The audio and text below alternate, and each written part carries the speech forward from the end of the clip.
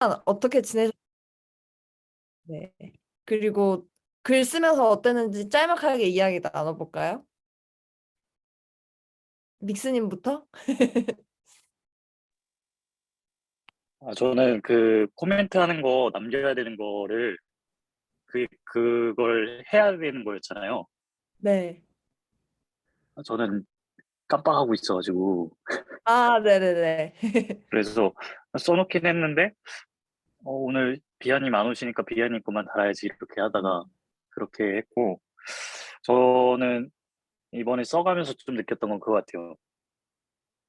계속 생각을 계속 해야 되니까 연결 지점 그때 얘기했던 거 그거 말고 제가 이 목표하는 지점을 어떻게 설명할 수 있을까? 이걸 내가 음, 그리는 이미지들을 어떻게 효과적으로 그렇게 전달할 수 있을까? 이거를 좀 고민 많이 했던 것 같아요. 음, 그래서 나 자신을 만나는 거, 날 알게 되는 거, 그래서 아이라는 걸 낳는데 이게 너무 어디선가 본 것 같은 느낌도 들고 네네네. 그래서 좀 계속 고민이 되는 거예요. 이게 맞나? 아니면 내가 그 아버지와의 관계가 뭔가 다른 게 보였으면 좋겠는데 이게 보이나? 이런 지점들이 계속 고민이 들어서 일단 썼는데 계속 고민이 드는 거예요. 어떻게 더 효과적으로 할 수 있을까?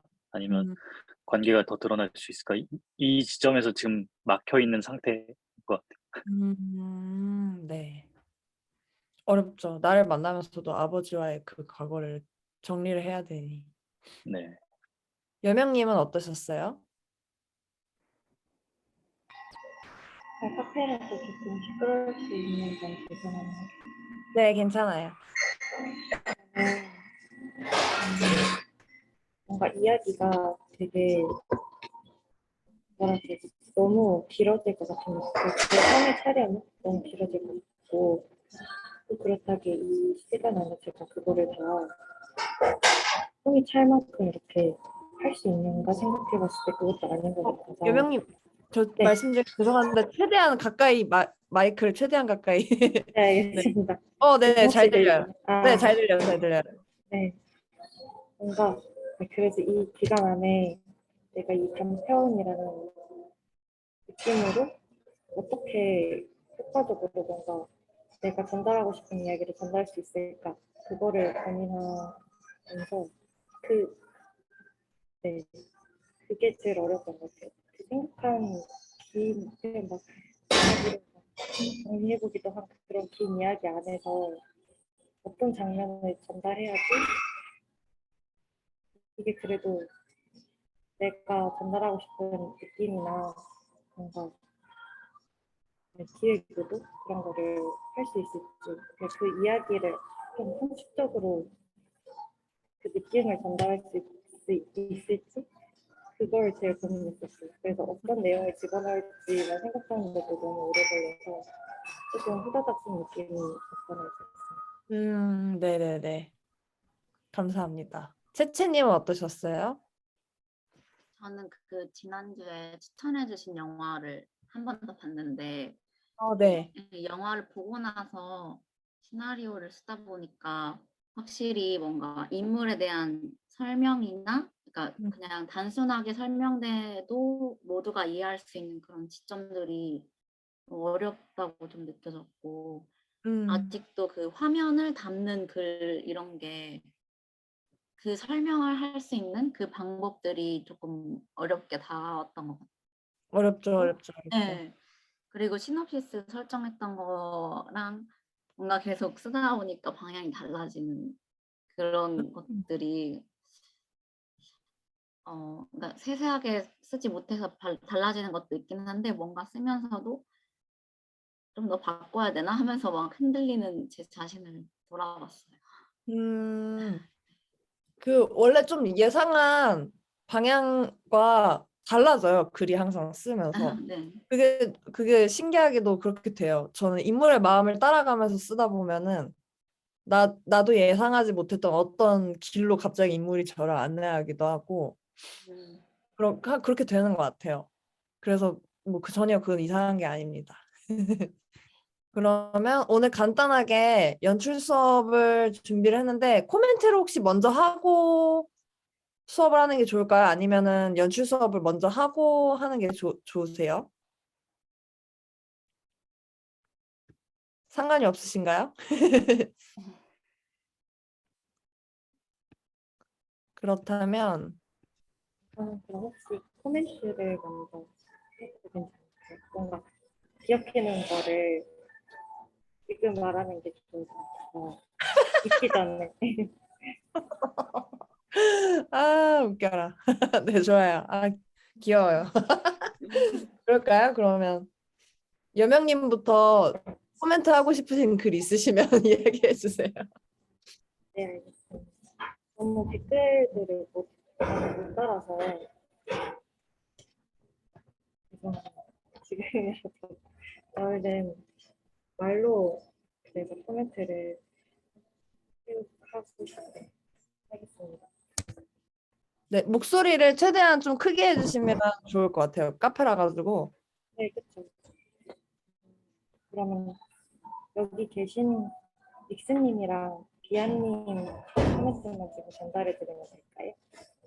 네 일단 그렇게 해볼까요? 네 하고 나중에 비아님이 안 계시고 채채님. 네, 채채님. 네. 채채님이랑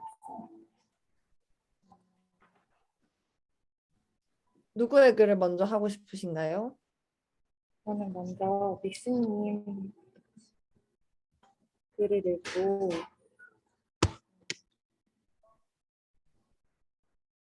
뭔가 가장 드는 느낌은 그 가족의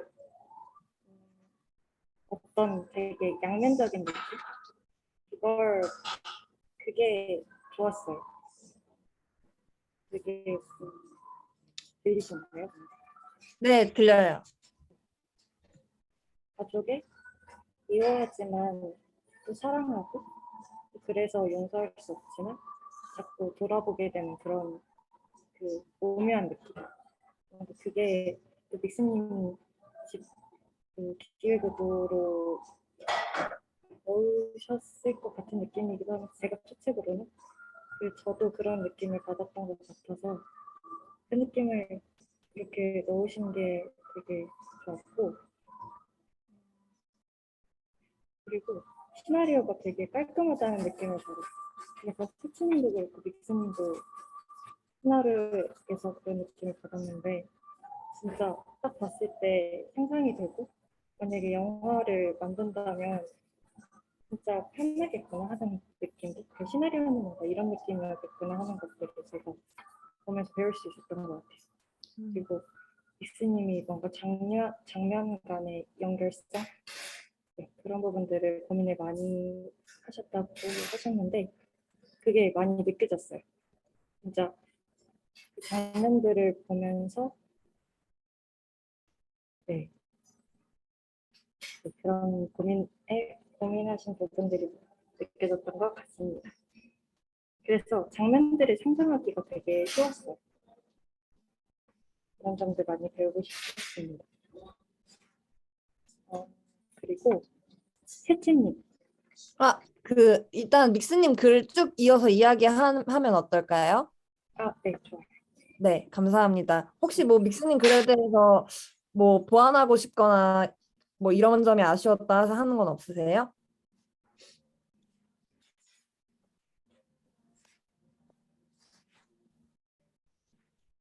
보완하고 싶다는 느낌은 못 받았는데 믹스님께서 아까 그런 말씀하셨었잖아요. 그 아이 관련된 부분에서 어디서 본 것 같은 느낌이 드셨다고 그 느낌이 뭔지도 알 것 같아서 근데 또 그렇게 하신 이유도 있으실 것 같아가지고 그 아이적인 부분을 하신 이유도 있으실 것 같아서 없으시면 굳이 얘기 안 하셔도 돼요. 네, 보완할 점이 아닌 것 같아요. 그냥 여명님께 완벽한 영화였던 걸로. 네, 맞아요. 감사합니다. 네, 채채님은 어떻게 읽으셨어요? 네, 저도 그 믹스님이 시놉시스 그 이야기 해주실 때 말씀해 주셨던 부분들이 그냥 그대로 뭔가 딱 시나리오에 나온 그 느낌을 받았거든요.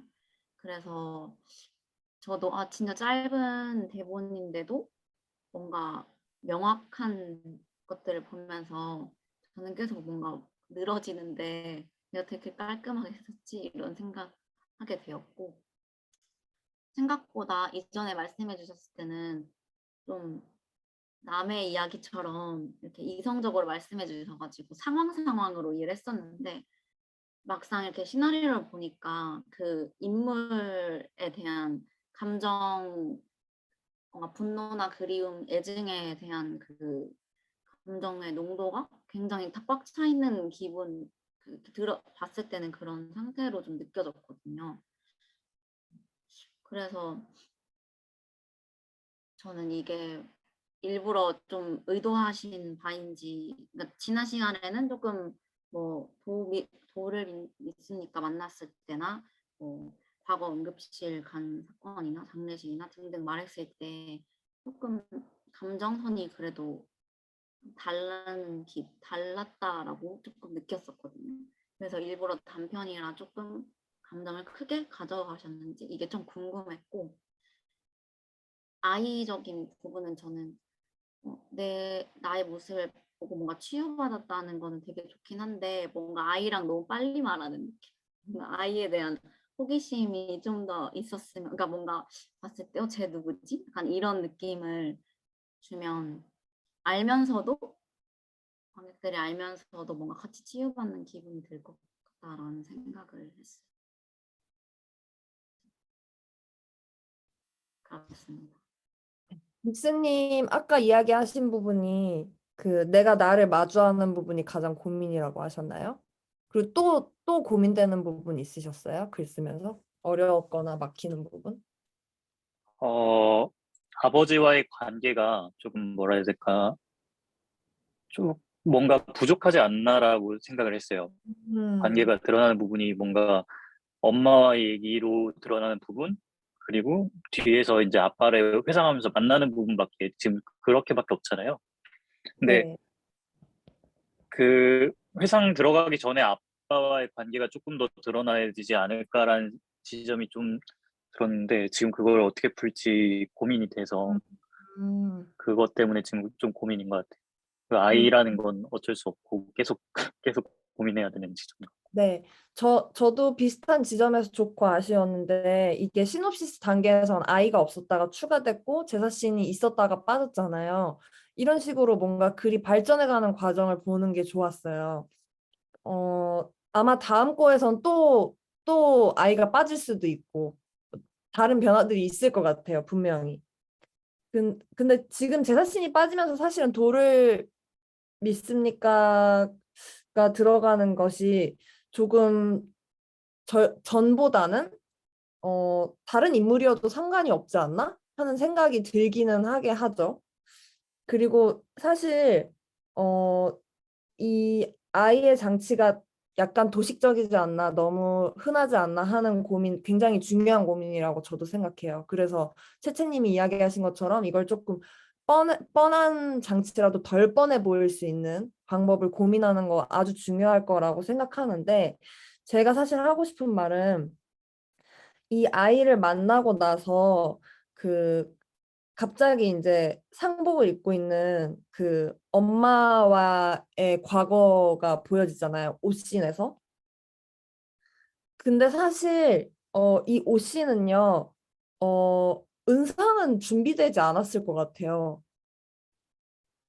이 옷씬을 마주하기가. 무슨 말인지 이해가 되시나요? 그러니까 이거는 관객을 위해서 설명하기 위해서 들어간 씬 같은 거예요. 이 과거의 배치들이. 어, 저는 이걸 읽으면서 운수 좋은 날 되게 많이 생각났거든요. 현진건에. 읽어보셨나요?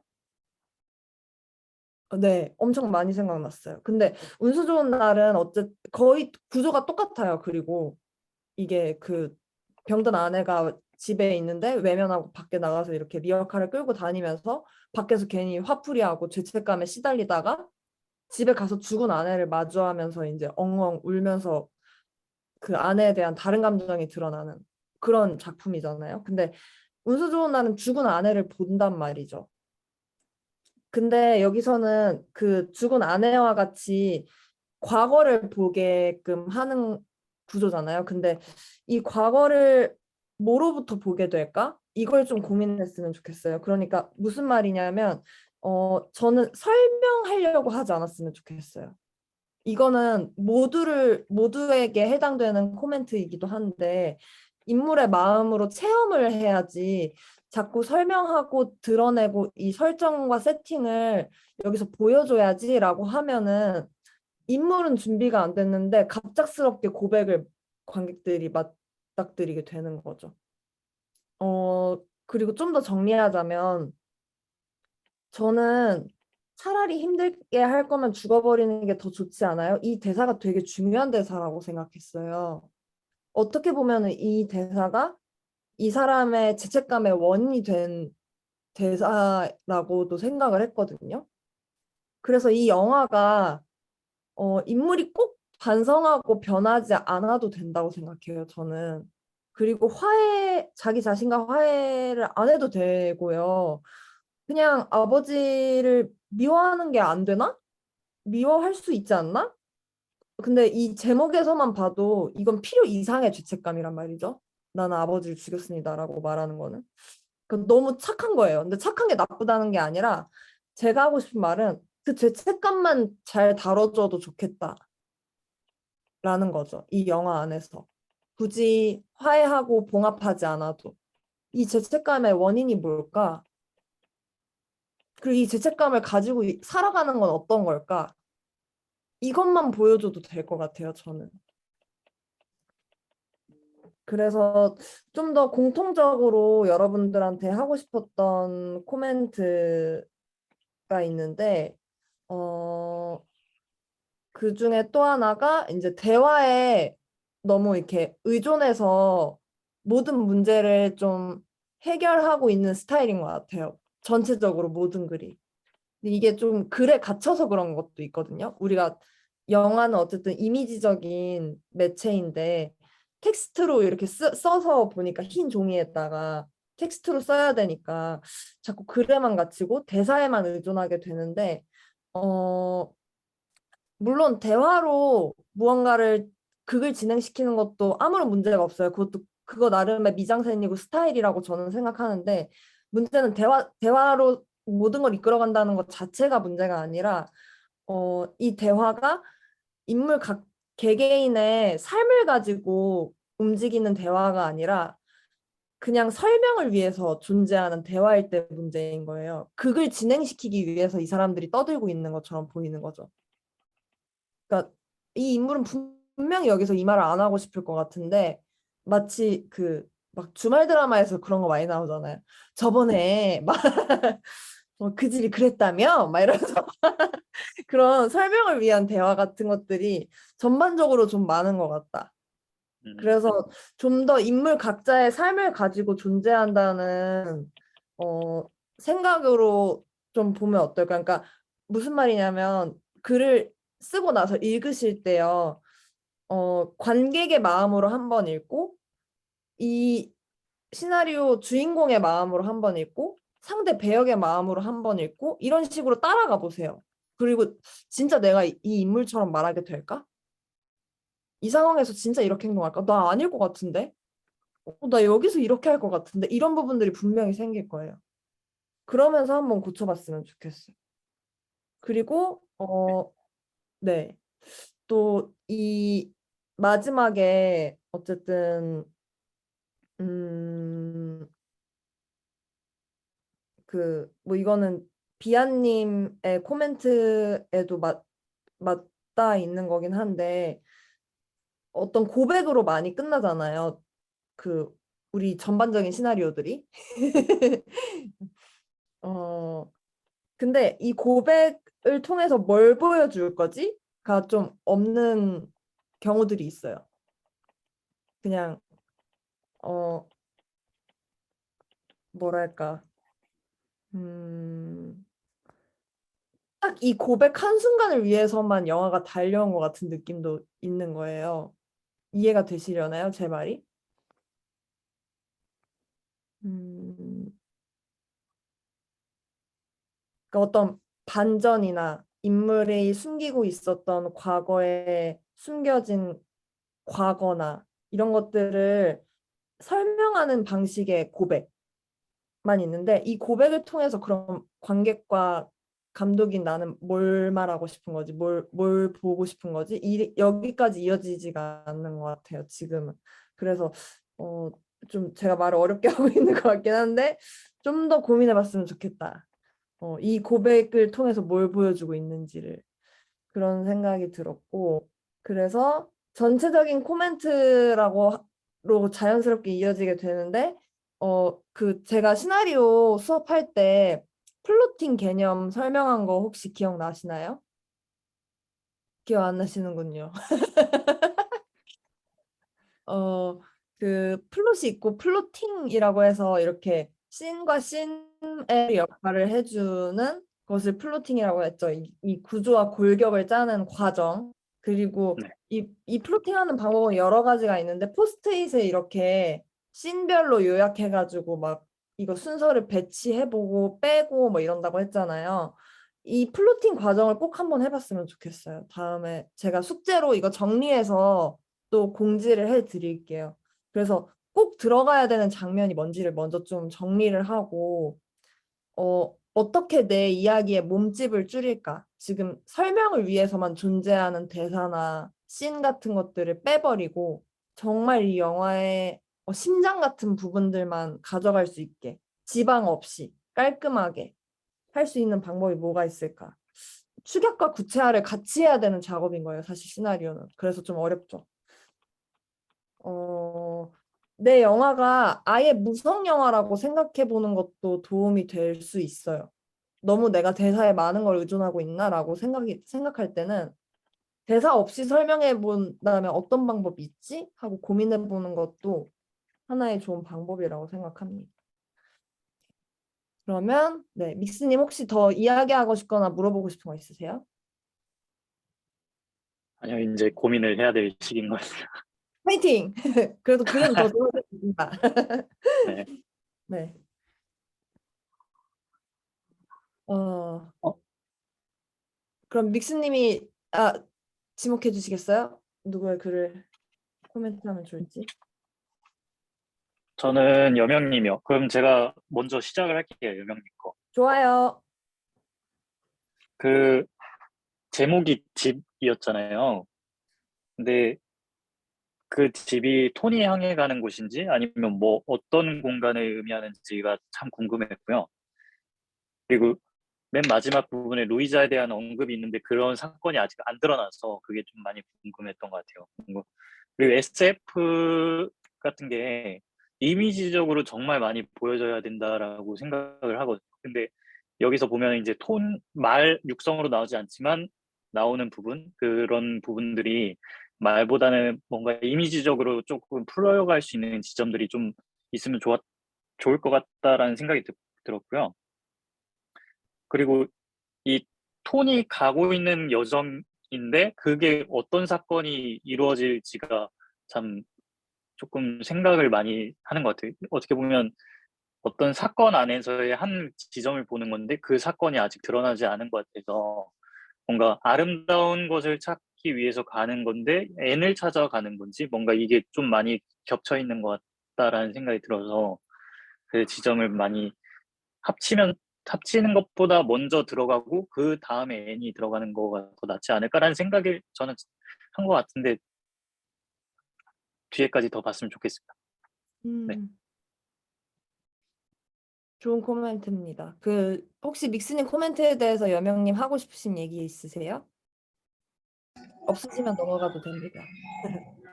그 혹시 아름다운 것을 찾아가는 지점에 대해서 한번 이렇게 알려주고 그 뒤에 N에 대해서 알려주는 것이 좋겠다라는 말씀이신 건가요?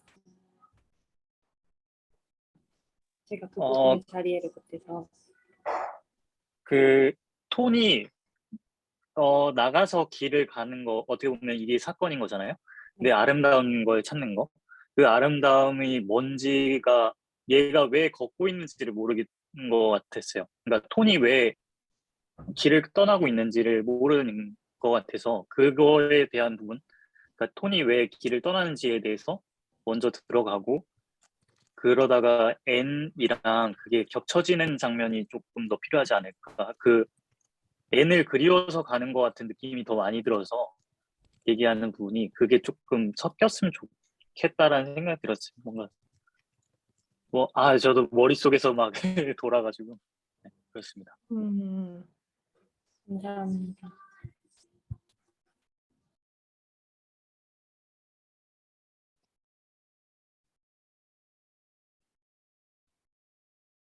채채님은 어떻게 읽으셨어요? 제가 보고 있다. 아이고. 네. 저는 그 이전에는 연명님께서 저희한테 시놉시스 하면서 애니 이제 톤을 만들었고 루이자가 AI고 이런 설정을 되게 깔끔하게 이렇게 시간 순서대로 쭉 알려주셨잖아요. 근데 뭔가 시나리오를 봤을 때는 그 설명이 조금 덜 담겨진 그런 느낌을 받아가지고 저는 그 톤이 시놉시스에서 나는 왜 N이랑 달라요? 하면서 이야기하는 그 부분도 좀 중요하다고 생각이 들었는데 좀 너무 중반에 나오고 그러니까 톤이라는 인물 사람들이 물론 이게 누구지? 하면서 궁금할 수 있긴 한데 뭔가 앞에 좀 더 설명이 들어가거나 아니면은 지금 마지막에 써주신 부분을 아예 처음으로 설정을 해주신다면은 왜 이 사람은 왜 지금 떠나려고 할까 하면서 뭔가 인물에 대한 설명이 조금 더 잘 되지 않을까라는 생각을 했어요. 물론 제가 SF 이런 걸 잘 몰라가지고 이해력이 딸리는가 이런 생각도 좀 있고요. 그리고 좀 궁금한 게 육성으로 말하는 단어 처음에 나오는 거 있잖아요. 그게 중요하다고 생각하시고 뭔가 그걸 설정한 것 같은데 그 부분을 설정하신 이유? 그러니까 예쁘다, 이 하루를 시작할 만하네요. 이게 어떻게 보면 처음 말하는 거잖아요. 그 설정하신 것도 조금 궁금했어요. 여러 가지 말 중에. 그렇습니다. 네, 감사합니다. 여명님 어떻게 무슨 말이 있으신가요? 우선 되게 시나리오랑 되게 많이 다르다는, 시놉시스랑 되게 많이 다르다는 느낌을 다른 분들도 느끼셨을 것 같은데 조금 이 글을 쓰면서 바뀐 게 네, 이 되게 불친절할 거라는 생각은 들었어요. 그리고 예상도 했던 것 같아요. 이 시나리오가. 그리고 이걸로 영화가 만들어진다면 네, 그런 느낌이 들었는데 저번에 양녀님께서 그런 말씀을 해주셨었잖아요. 뭔가 내 이야기를 이걸로 인해서 이 글을 쓰면서 내 이야기를 스스로 이해하고 싶고 나에 대해서 알고 싶다면 꼭 다른 사람한테 설명하지 않으려고 해도 괜찮다. 이게 사실 제 이야기이기도 하거든요. 로봇이지만 저와 제가 믿는 신의 이야기이기도 해서 이 영화는 저의 어떤 하루를 빗댄 느낌이에요. 그래서 그 아름다움이랑 톤이 향하는 N이랑 겹쳐지는 느낌도 그게 맞거든요, 사실은. 그리고 네, 그러다 보니까 되게 추상적인 면들도 많고 그리고 그것들이 빗대는 것들도 있으니까 그런 점들이 있었는데 그거를 잘 전달하는 방법을 몰랐던 것 같아요. 그래도 우선 부연 설명을 하자는 그런 느낌이었던 것 같고 어떻게 그런 거를 관객에게 설명할 수 있을지 이미지적으로 그런 거를 고민해 봐야 될 것 같아요.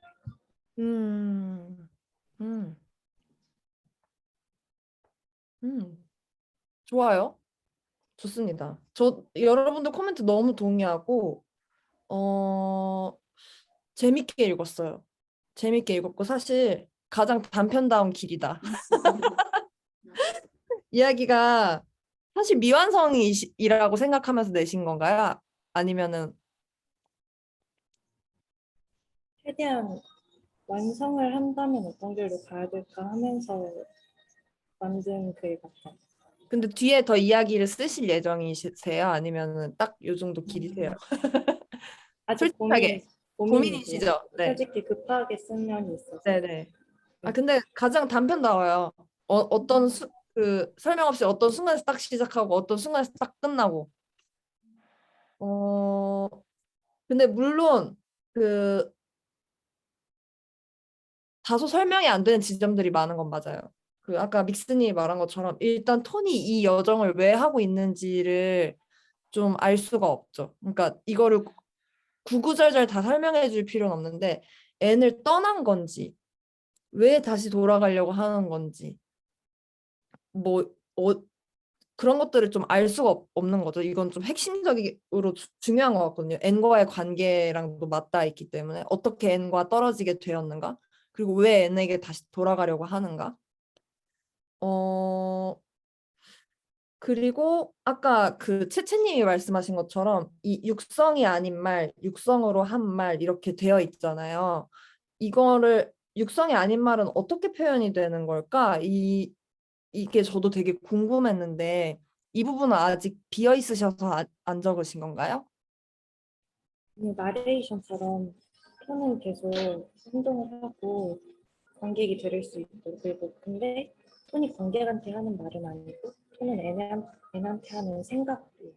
그래서 어떻게 보면 기도 같은 거죠 저한테. 기도. 힘내게 하는 기도 대화. 음, 음. 이거 좀 더 기도처럼 어떤 그 모션이 있으면 어때요? 모션이나 전달 그 루이자가 그런 역할이었던 것 같은데 사실은 어 왜냐면 어떤 얘기를 하고 싶냐면요. 저는 그 불친절하고 이런 거 다 너무 좋거든요, 사실. 그리고 이전에 시놉시스에서 했던 작업이 있었기 때문에 시나리오가 이만큼의 퀄리티를 가질 수 있다고 생각해요. 그만큼 굉장히 방대하고 큰 설정을 가지고 있었지만 어, 단편에 딱 그중에 딱 단면만 봐도 재밌을 수 있으려면은 이렇게 잘 직조가 되어 있어야 되는 거죠. 그 세 개가.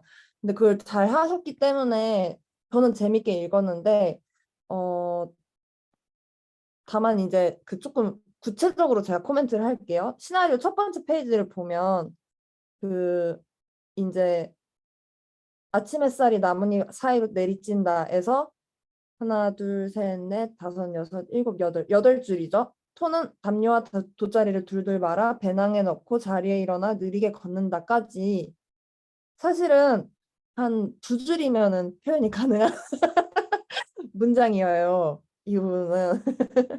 그러니까 이게 굉장히 상세하게 적어주셔서 머리에 이 톤에 대해서 그릴 수 있는 장점이 있기는 한데 어, 상세히 묘사해야 될 부분들은 묘사가 없고 어, 상세하게 묘사하지 않아도 되는 부분들을 좀 너무 구체화한 느낌이 있어요. 무슨 말이냐면 관객들이 궁금한 건 이 톤이라는 인물의 생김새 그리고 이 로봇이 갖고 있는 특성, 움직임 같은 것에서 드러나는 그리고 이곳의 시대 배경이 다르잖아요. 우리가 시놉시스에서 봤듯이.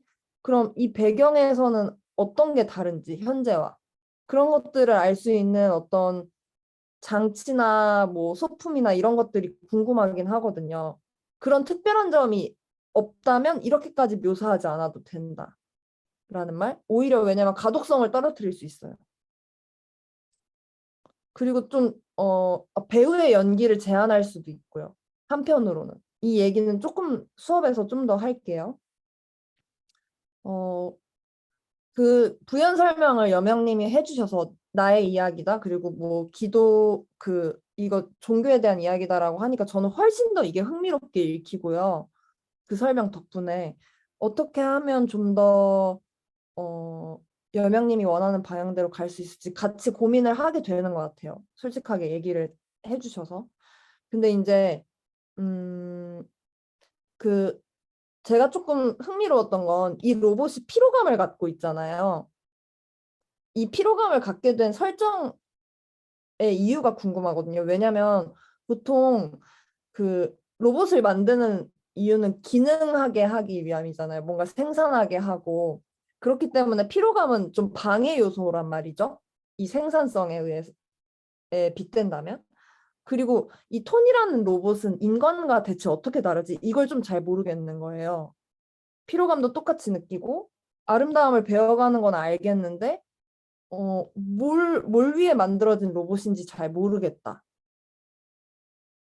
요거에 대해서 좀 여명님의 설명을 드릴 수 있을까요?